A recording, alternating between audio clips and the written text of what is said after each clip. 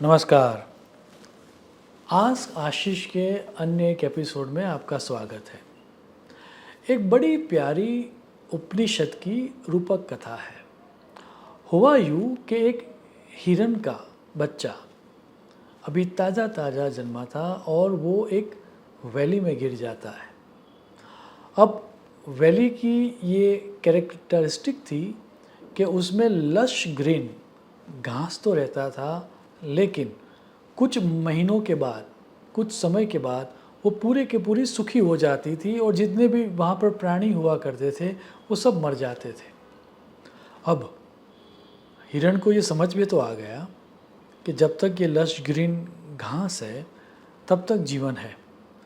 ऊपर जाने का एक रास्ता भी कोई ऊपर से बता रहा था कि इस वैली से बाहर भी निकला जा सकता है।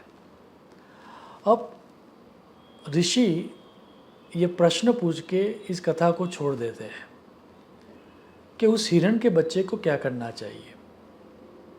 बाहर निकलने का प्रयास करना चाहिए या फिर अपने पास ज़्यादा जो सस्टेन करने के लिए उनको जो ज़्यादा घास होता है उसको, ग्रास को इकट्ठा कर लेना चाहिए, या फिर जब तक घास है तब तक आराम से जियो, बाद में जो होगा वो देखा जाएगा, वो एटीट्यूड रखना चाहिए। अब यही 3 एटीट्यूड हम सब के ऊपर एप्लीकेबल है। उस हिरण की बच्चे की जगह पर हम अपने आप को रख दें तो हमें जो भी सुख मिलता है वो कभी ना कभी तो ख़त्म होने वाला ही है। ये हम सब ने एक्सपीरियंस किया है। इतना ही नहीं, मान लीजिए कि आपको गुलाब जामुन बहुत पसंद है और आपने पहला जो खाया और आपको जितना सुख मिलेगा, क्या 10 गुलाब जामुन खाने के बाद वही सुख मिलेगा?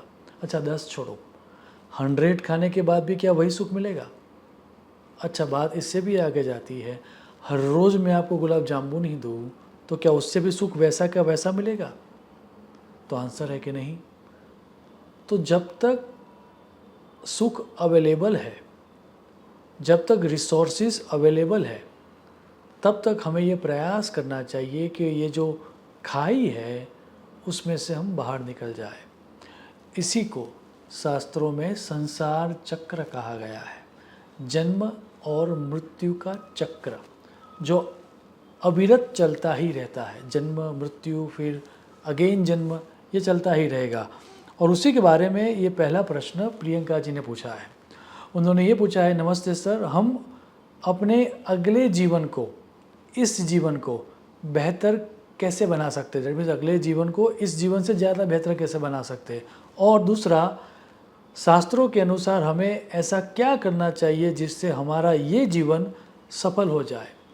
अब आपके जीवन की सफल होने की व्याख्या क्या है वो बहुत ही महत्वपूर्ण है। यदि आपको धन चाहिए तो आपको धन की प्राप्ति करनी चाहिए। यदि आपको धर्म चाहिए तो आपको धर्म की प्राप्ति करनी चाहिए। यदि आपको कामना की पूर्ति ही करनी है कि मुझे आज फला जगह पर घूमने जाना है, मुझे ये ड्रेस चाहिए, मुझे ये सॉलिटेयर चाहिए, मुझे ये डायमंड चाहिए, या मुझे ये रिसोर्सेज चाहिए, तो आपको उसके अनुसार उस चीज़ों की प्राप्ति के लिए प्रयास करना चाहिए। यदि आपका प्रश्न ये है कि मनुष्य जीवन को सफल कैसे किया जाए, तो उस प्रश्न का उत्तर तो कोई संत या महात्मा ही दे सकता है।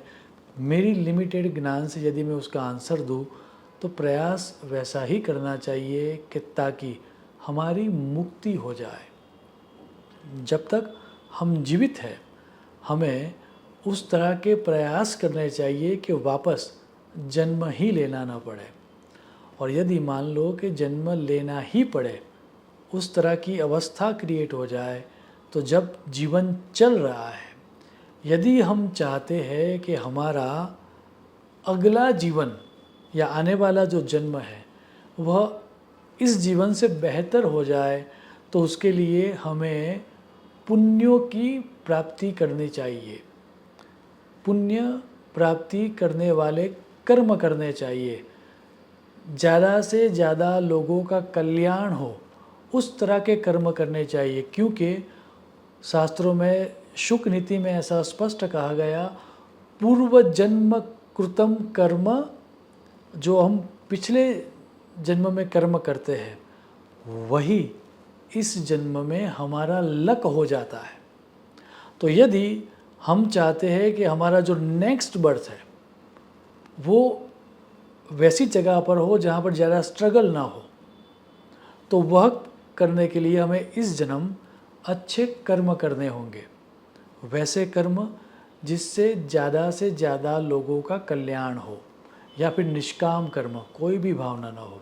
सो आप किसी विद्वान संत महात्मा से पूछना कि किस तरह का धर्म आपको जीना चाहिए, किस तरह का आपका रूटीन होना चाहिए ताकि आपको पुण्य की प्राप्ति हो। यदि आप पुण्य की प्राप्ति करोगे तो ये सुनिश्चित है कि आपका जो अगला जन्म है वह इससे बेहतर होगा। दूसरा प्रश्न जो पूछा है वह पूछा है अमित शिंदे ने, और उनका प्रश्न जो है वह वास्तु रिलेटेड है। Is it bad to have a large water source और lake to the south of the house? Yes, south में पानी को खराब कहा गया है। यदि पॉसिबल हो तो किसी विद्वान कंसल्टेंट की सलाह लेना, और किसी भी तरह से वो साउथ में जो आपका वाटर एलिमेंट है उसकी नेगेटिविटी आपके घर के ऊपर कम हो, वैसे उपाय करने ही चाहिए। साउथ में यदि बड़ा वाटर लेक है या फिर वाटर रिसोर्सेज है तो उससे हेल्थ और वेल्थ दोनों में बहुत सारी चैलेंजेस आती है। शास्त्रों में, शास्त्र के सभी ग्रंथों में ऐसा स्पष्ट कहा गया है कि यदि साउथ डायरेक्शन में आपके घर के या आपके किसी भी वास्तु के साउथ डायरेक्शन में यदि वाटर एलिमेंट है तो उसका निवारण आपको सुनिश्चित करना चाहिए। वह अशुभ परिणाम देता है, यह निर्विवाद है। थर्ड प्रश्न जो पूछा है वह प्रश्न पूछा है ऋषि नायक ने, और वो ये पूछते हैं how should one use astrology guidance for career? If astrology suggest an average to challenging year, then should one put more efforts और have a let go attitude? Well, ऐसा ही प्रश्न वाल्मीकि रामायण में पूछा गया था, और उसका जवाब देते हुए वाल्मीकि जी ये कहते हैं कि जब भी हमें लक और एफर्ट्स के बीच में प्रयास करना हो तो, और मान लो कि यदि लक हमें साथ नहीं दे रहा है, एस्ट्रोलॉजी ये कहती है कि ये जो ईयर है वह चैलेंजिंग है, तो हमें एफर्ट्स बढ़ा देने चाहिए। यदि 100% रिजल्ट आपको चाहिए और वर्ष ऐसा बता रहा है कि वो आपको रिज़ल्ट जो भी आपको चाहिए उससे 20% कम देगा, तो आपको चाहिए कि आप 120% एफर्ट डालो, तो आप 100% तक पहुंच जाओगे। राम जी को उपदेश देते हुए स्वयं वशिष्ठ जी ने ये कहा था कि लक और एफर्ट्स के बीच में जो ज़्यादा बलवान होता है उसकी जीत होती है। तो पहला काम तो हमें यही करना चाहिए कि हमें एफर्ट्स बढ़ा देने चाहिए, लेकिन एफर्ट्स बढ़ाने के बाद भी यदि परिणाम नहीं मिल रहा है तो उसको इनएविटेबल डेस्टिनी, अनिवार्य प्रारब्ध समझ के उसका स्वीकार करना चाहिए। लेकिन प्रथम तो हमें प्रयास ही करने चाहिए और चैलेंजिंग ईयर में हमारे एफर्ट्स बढ़ाने ही चाहिए, ऐसा ही शास्त्रों में कहा गया है। यदि आपके भी कोई प्रश्न है तो मेरे किसी भी वीडियो में आप आपका नाम लिख के प्रश्न आप भेज देना। मेरी लिमिटेड रिसर्च के आधार पर और मेरी लघुमति के आधार पर जितने प्रश्नों के उत्तर मैं दे पाऊँगा उनको समाविष्ट करने का मैं प्रयास करूँगा। शुभम भवतु। प्रणाम।